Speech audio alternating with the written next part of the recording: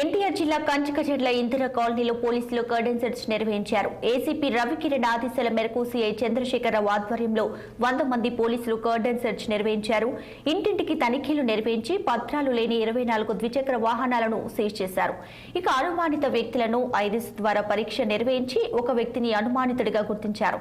144 section అమల్లో ఉన్నందువల్ల 4 కంటే ఎక్కువ మంది గుమికూడరాదని ప్రజలకు సూచించారు.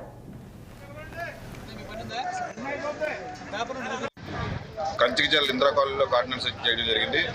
ఈ కార్డినెన్స్ సెర్చ్లో మా నందిగామ సబ్ డివిజన్ నుంచి నేను 5 ఎస్ఐలు 80 మంది సిబ్బందితో ఈ కార్డినెన్స్ సెర్చ్ ఇందిరా కాలనీలో చేయడం జరిగింది. సుమారు ఈ ఇందిరా కాలనీలో ఉన్నటువంటి 320 గృహాలను అక్కడ ఉన్న వ్యక్తులను కూడా చెక్ చేయడం జరిగింది. ఐరిష్ మొబైల్ సహాయంతో ప్రతి ఒక్కరి యొక్క ఐరిష్ కూడా పరిశీలించడం జరిగింది. ఇందులో భాగంగా మాకు 24 మోటార్ సైకిళ్ళు, రికార్డు లేని మోటార్ సైకిల్ కూడా నేను సీజ్ చేయడం జరిగింది. అదేవిధంగా పాత అరెస్ట్ అయినటువంటి నేచర్ల అరుణ్ కుమార్, ఇతను పాత ఎన్డీపీఎస్ కేసుల ముద్ద, ఇతను కూడా గుర్తించడం జరిగింది. ఇతను కూడా స్టేషన్ తీసుకెళ్దాం. మళ్ళీ ఈ రీసెంట్గా అయినా కేసులు చేశారమో విచారణ కూడా చేస్తాం.